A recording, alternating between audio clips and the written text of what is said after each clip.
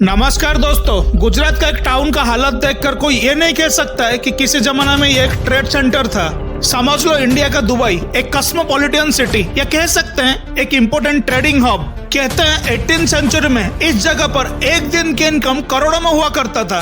हजारों kilometre area में फैले इस सल्टी डेजर्ट का एक कोना में है गुजरात का ये खंडर टाउन लखपत। भूज से अप्रोक्स 145 किलोमीटर दूर इस टाउन का नाम में ही रिचनेस है, लेकिन आज के वक्त ये रिचनेस सिर्फ नाम में, हकीकत कुछ और ही है। एक बंजर, रूखी और एक बेजान जगह, रन ऑफ कच्छ, जहां सालों पहले समुद्र का पानी हुआ करता था, लेकिन अब यह है बस एक नमक की बंजर जमीन। और कहते हैं इस रेगिस्तानी बंजर इलाके में शिप्स आया करते थे। बंजर जमीन में शिप्स, लेकिन 250 साल पहले ऐसा क्या हुआ था कि इतना प्रॉस्परस टाउन रेगिस्तान में बदल गया? क्या यहाँ के बिजनेस को नुकसान हुआ, या कोई दुश्मनों ने अटैक किया, या फिर ये जगह पे ऐसा कुछ हुआ था जो 5000 साल पहले तक के इतिहास में आज तक किसी ने नहीं देखा है? क्या हुआ था लखपत शहर को? आइए जानते हैं आज के इस वीडियो में।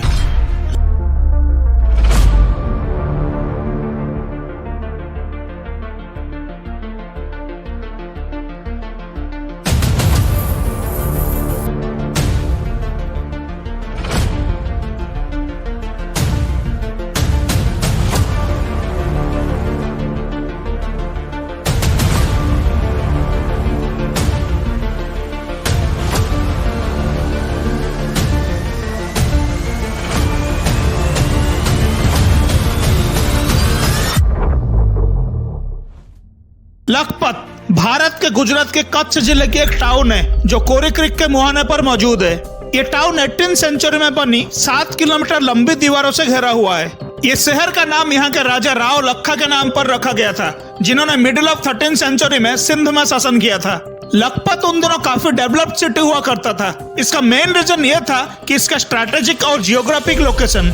हिस्टोरिकली लखपत गुजरात को सिंध से जोड़ने के लिए बहुत इंपॉर्टेंट ट्रेडिंग पॉइंट था और सिंध के साथ बिजनेस भी हो रहा था। साथ ही और भी कई सारे कंट्रीज जैसे अफ्रीका, गल्फ, इंडोनेशिया और साउथ ईस्ट एशिया के साथ भी ओवरसीज बिजनेस जोर शोर से चल रहा था। और जो सबसे बड़ा रेवेन्यू सोर्स रहा है वो है यहाँ के एग्रीकल्चर एक्टिविटी।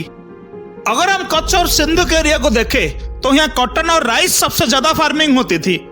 इसके अलावा डेयरी प्रोडक्ट, मिल्क और घी का भी प्रोडक्शन किए जाते थे। साथ ही यहाँ घोड़ों की ब्रीडिंग भी हो रहा था। माना जाता है कच्छ के घोड़े टिप्पू सुल्तान तक डिलीवरी हो रहा था। लेकिन आज के वक्त ये शहर पूरी तरह खंडर बन चुका है। यहाँ मौजूद इन हवेलियों को देखे तो इससे ये पता चलता है कि कोई जमाना में ये किसी रईस फैमिली की रही होगी। Houses with detail carvings, arches, Windows. अगर आज भी इसे देखे तो ये अंदाजा लगा सकते हैं कि उस वक्त ये दीवारों की खूबसूरती क्या रही होगी। एक और बात है जो ज्यादातर लोगों को पता नहीं। कहते हैं इसी पोर्ट टाउन से अरब जाने वाली एक शिप में मक्का गए थे गुरु नानक देव जी। 16वीं सेंचुरी में जब उदासी पंथ चलने लगे और गुरु नानक देव जी पूरे विश्व में भ्रमण कर रहे थे, तब वो लखपत में रुके थे। और यहाँ पर श्री गुरु नानक दरबार के नाम पर एक गुरुद्वारा भी है। कहा जाता है ये उस जमाने में उस घर का पार्ट था जहाँ गुरु नानक जी ठहरे थे। और ठीक दूसरी तरफ गौस मोहम्मद कुवाए, एक सूफी संत गौस मोहम्मद का मकबरा। कहा जाता है वो सिर्फ 12 साल की उम्र में ही संत बन गए थे।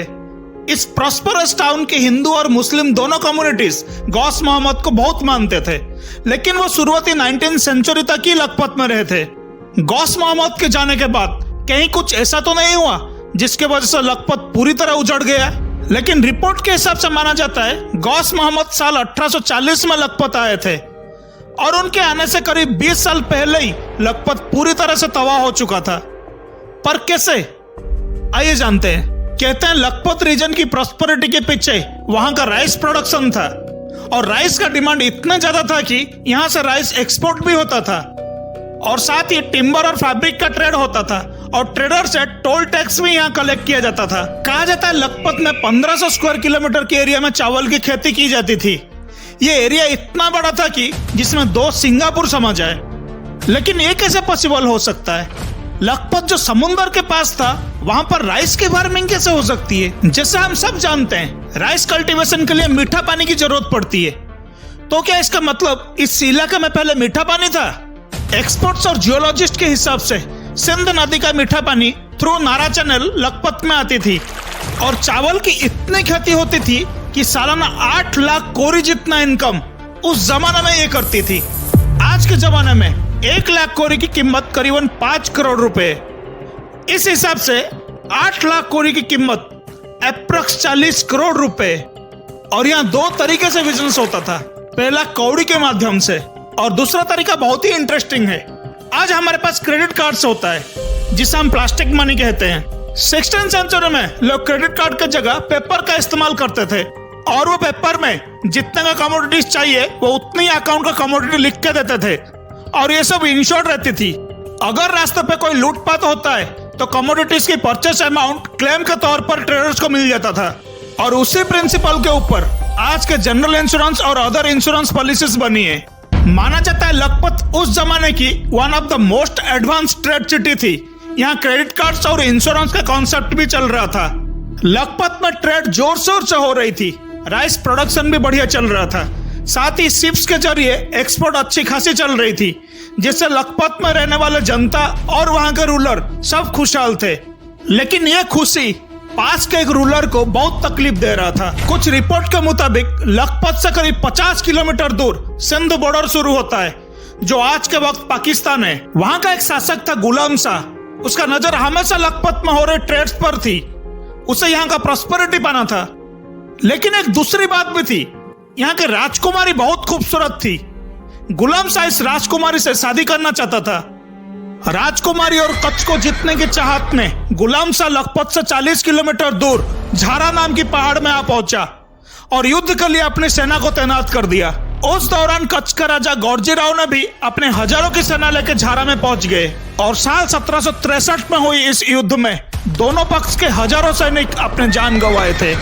जब गुलाम शाह झारा का युद्ध करके सिंध वापस लौट रहा था तो रास्ते में चावल की खेत देखकर उसने सोचा कि इसके लिए फ्रेश वाटर कहां से आ रहा है। सिंध पहुंचकर उसने रियलाइज किया ये सिंधु नदी का डिस्ट्रीब्यूटरी नदी का पानी है। कहते हैं लखपत को बर्बाद करने के इरादे से उसने नदी पर करीब 4-5 डैम बना दिया और इस डैम बनने से लखपत में राइस का कल्टीवेशन 2 साल में एकदम बंद हो गया।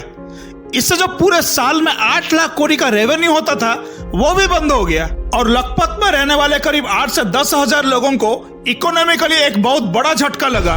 क्या गुलाम शाह का रिवेंज, जेलसी और एक लड़की की चाहत ने एक फ्लोरिशिंग टाउन को घोस्ट टाउन में बदल दिया? क्या लखपत वाकई इस वजह से बर्बाद हुआ या लखपत पूरी तरह से बर्बाद होने के पीछे कोई और ही रीजन है? आइए जानते हैं। एग्रीकल्चर खत्म होने के बाद लखपत एक नया प्रॉब्लम फेस कर रहा था। साल 1865 के बाद राजा राव रायधन का शासनकाल शुरू हुआ और माना जाता है उनका एडमिनिस्ट्रेटिव अच्छा नहीं था, इसलिए पूरे कच्छ में रेवेन्यू कलेक्शन धीरे धीरे खत्म हो गया। आए दिन सिंध के लुटेरे लखपत को लूटने के इरादे से हमला कर रहे थे और लूटपाट करके चले जाते थे। इसलिए लखपत के सेनापति फतेह मोहम्मद ने राजा के सामने एक प्रपोजल रखा कि लखपत को बचाना है तो एक प्रोटेक्शन वॉल बनाई जाए। लेकिन सेनापति फतेह मोहम्मद ने 17th सेंचुरी के एंड में यहाँ वॉल बनाना शुरू किए, लेकिन इसमें पैसे बहुत लगने वाले थे और सेनापति को राजा से पैसे की उम्मीद नहीं थी।